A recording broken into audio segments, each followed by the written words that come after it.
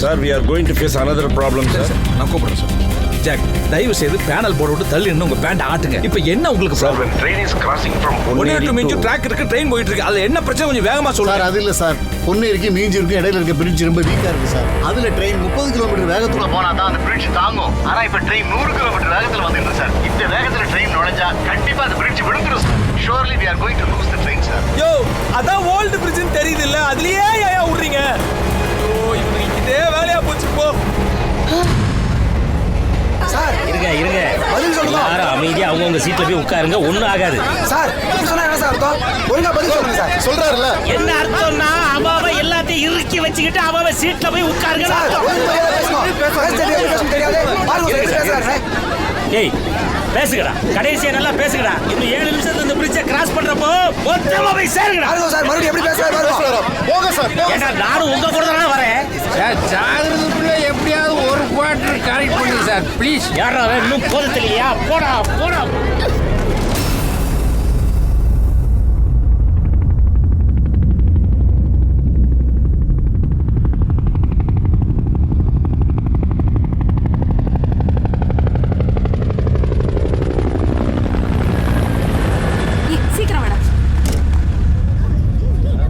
The train is running non-stop due to some technical problem. Though the whole 30 kilometre வேகத்துல வந்தாதான் இந்த bridge தாங்கும். ஆனா 120 கிலோமீட்டர் வேகத்துல இந்த ட்ரெயின் வந்துட்டு இருக்கு. சோ இந்த பிரிட்ஜ் விழுமா விழாதா இன்னும் கொஞ்ச நேரத்துல தெரிஞ்சிரும். Stay tuned to L News. Sir சொல்லிட்டேன் சார். பிரிட்ஜ் கிட்ட போலாம். ஹலோ, என்ன மனுஷங்கயா நீங்க? என்ன பேசிட்டு இருக்கீங்க? உங்களுக்கு மனசாட்சி என்ன கொஞ்சம் கூட கிடையாதா?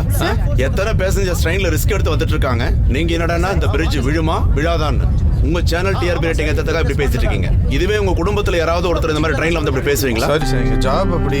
ஜாப்னா உங்களுக்கு கடவுள் நம்பிக்கை இருக்கா? இருக்கு சார். ப்ரே பண்ணிக்கங்க. Something miracle will happen. Sir பாலம் விழுந்துருமா சார்? இது வெள்ளக்காரன் காலத்துல கட்டினது விழாது. நம்ம பீரியட்ல கட்டியிருந்தா கொஞ்சம் டவுட்டு தான் சார். அப்போ இந்த பாலம் விழாம இருக்க ரயில்வே டிபார்ட்மெண்ட்டுக்கு நீங்க ஏதாவது? நான் சாண எரிவாயுத்துறை அமைச்சர். என் டிபார்ட்மெண்ட்டை பத்தி என்கிட்ட கேட்டாலே எனக்கு சரியா தெரியாது. இதுல ரயில்வேஸ் வேற. ஏய், அப்ப பூச்சி சரோஜாவையும் காப்பாற்ற முடியாதா? ஏ லூசு, நீ என்ன வேற ட்ரெயின்ல வந்துட்டு இருக்கியா? நம்ம பழைக்கிறதே டவுட்டு. அதிவேகமாக வந்து கொண்டிருக்கும் டிசி எக்ஸ்பிரஸ் இந்த பாலத்தை கடந்து விடுமா என்ற பரபரப்பை விட பூச்சியப்பன் சரோஜாவின் காதல் சேருமா சேராதா என்ற எதிர்பார்ப்பு இளைஞர்கள் மத்தியில் பெரும் பாதிப்பை ஏற்படுத்தியுள்ளது. இந்த உண்மை காதல் ஜெயிக்குமா? காதல் எக்ஸ்பிரஸின் ஓட்டம் தொடருமா? காத்திருந்து பார்ப்போம். ஐபிசி செய்திகளுக்காக ஒளிப்பதிவாளர் ஆதிவுடன் ரேகா. ஐயோ பூச்சி, பயமா இருக்குது பூச்சி. நானும் ஊக்குறாடி வரேன், இரு. நம்மள மரிச்சு போகும். சரோஜா, சார் நாங்க சொல்றபடி கேட்டா ட்ரெயினை நிறுத்த முடியும். உன்னால செய்ய முடியுமா? கண்டிப்பா சார். ஏன் செய்யும்? இவன் வந்து ஏண்டி தெரியாதெல்லாம் தெரியும் சொல்லி மொபைல் எடுத்துக்கிறேன். நீ சும்மா இருடா. பாரு சரோஜா, பரவாயில்லை சார். இன்ஜின் கேபின்ட்ட போ. அங்க டோர் ஓபன் பண்ணி உள்ளார போனீனா. சரோஜா என்னாச்சு? சார் எனக்கு ஏதோ ஒரு லூஸ் கடத்திட்டு அதை கிளப்பி விட்டுறீங்க போல இருக்கே சார். சார் சுடணும் சார், சுடணும். உனக்கு பின்னாடி டிரைவர் இருக்கார் பாரு, அதுதான் கேபின். உள்ளார போனீனா அங்க டிரைவர் சீட்டுக்கு பக்கத்துல ஒரு பச்சை கலர் பட்டன் இருக்கும். அதுக்கு ரைட் சைடுல ஒரு கருப்பு கலர் லிவர் இருக்கும். அதுதான் எமர்ஜென்சி பிரேக். அதை பிடிச்சு நிறுத்தா ட்ரெயின் நின்றும். റെഡ് ഗ്രീൻ ലിവർ എല്ലാം ഓക്കേ സാറേ. ഞാൻ ട്രൈ ചെയ്ത് നോക്കി, ഡോർ ഓപ്പൺ ആവല്ലേ. சரோஜா, இன்னும் 3 நிமிஷம் தான் இருக்கு. உன் கையில எது கிடைக்கும் அதை வச்சு இன்ஜின் டோரை ஓட. எப்படியாவது உள்ள போய் எமர்ஜென்சி பிரேக் போடு. சரோஜா, உன் கையில 742 பேரோட உயிர் இருக்குமா? Please please. ഞാൻ ചെയ്യും സാർ, ഞാൻ செஞ்சு முடிக்கும். கம்பெனிரியே, உன்னால முடியும். Go fast. ஏய் லூஸ் இல்லடி. சார் அவர் லூஸ் சார், அவருக்கு தெரியாது சார். ஏய் ஏ லூஸ் இல்லடி. செக் பாத்து போடி. ஏய் சரோஜா, பாத்து ஏய் லூஸ்.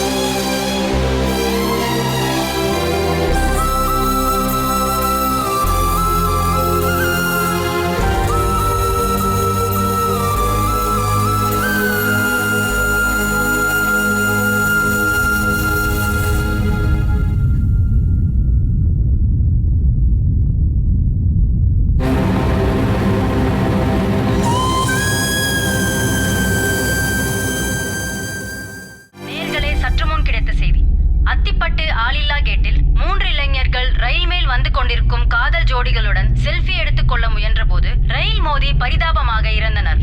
அது மேல 2 பேரும் ரோமியோ ஜூலியட் மாதிரி டான்ஸ் ஆடிட்டு வராங்க.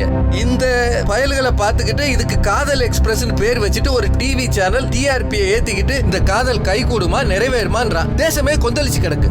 இந்த லூசு பயல்களோட ஒரு 3 பயலுக போய் செல்ஃபி எடுக்கிறேன்னு செத்து போறான். அந்த பெத்த வேறு எப்படி பத்தி எரியும் பாத்தீங்களா? இன்னைக்கு இளைஞர்களுக்கு லைஃப்னாலே குடி கூத்து கேலி கொண்டாட்டம்னு கேவலமா போயிடுச்சு சார். இந்த பசங்க எப்படி சார் உருப்பட போறாங்க? ரொம்ப அருமையா சொன்னீங்க தமிழ் செல்வன்.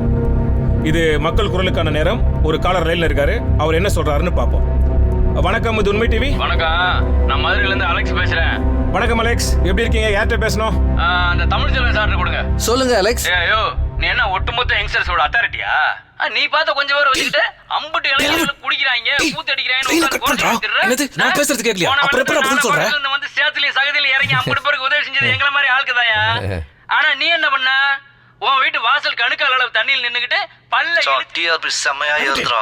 உங்க டிஆர்பி ஏத்துறதுக்கு என்ன கூத்து? உங்கள மாதிரி ஆளுங்களுக்கு ஓட போட்டு உங்க பின்னாடி திறறோம் பாத்தியா? அதான் கட் பண்ண மாட்டாங்களா? தம்பி அரசியல்ல நுழையிறதுன்னு சாதாரண விஷயமா? இதுக்காக நாங்க எவ்வளவு கஷ்டப்பட்டு இருக்கோம் தெரியுமா உனக்கு?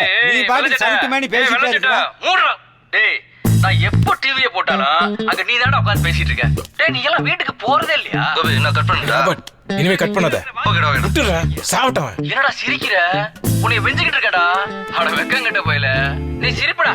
ஏன்னா இம்புட்டு பேர் பாத்து அப்படியே மெயின்டைன் பண்ணி வச்சு நான் கொஞ்சம் கிண்டி விடுறேன் அவனை. அப்ப யாரும் பார்க்காதப்ப சிக்னல் பண்ணிருப்ப.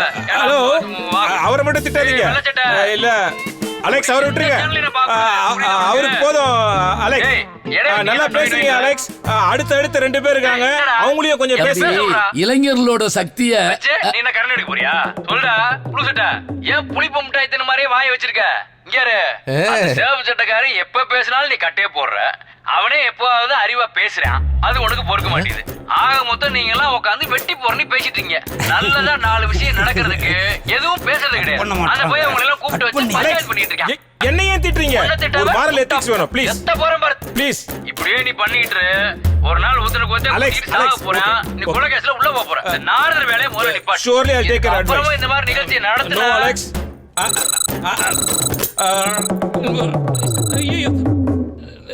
நேயர்களே, இப்ப பாத்தீங்கன்னா ஒரு உண்மை உங்களுக்கு புரிஞ்சிருக்கும். இது மத்த சேனல்ல இப்படி இருந்ததுன்னா இந்த இடத்துல கட் பண்ணி விளம்பர இடைவேளைக்கு போயிருப்பாங்க. ஆனா நம்ம உண்மை டிவி அப்படி கிடையாது. மக்களுடைய உணர்வுகளை உண்மையா கொண்டு வர வேண்டும் என்பதுதான் எங்களுடைய அடிப்படை நோக்கமே. சார், சமீப காலமா பாத்தீங்கன்னா நம்ம விவாத மேடை நிகழ்ச்சினாலே மக்களிடையே ஒரு எரிச்சல், கோபம், ஆத்திரம், வெறியோடு இருக்காங்க சார். வெளியே 1008 பிரச்சனைகள் உண்மையா இருந்தாலும் அதை பற்றி பேசாம ஒரு தொலைக்காட்சி நிலையத்தை ஓட்ட வேண்டும் என்பதற்காகவே புது பிரச்சனைகளை கண்டுபிடிச்சு நம்ம விவாத மேடை நிகழ்ச்சிகளை நடத்துறோம் அப்படின்னு மக்கள் ரொம்ப கடுப்பா இருக்காங்க சார். இந்த மாதிரியான விவாத மேடை நிகழ்ச்சி வேணுமா இல்ல வேண்டாமா? இதை பற்றி தொடர்ந்து விவாதிப்போம். செருப்படி வாங்கி கொடுக்காம விட மாட்டான்.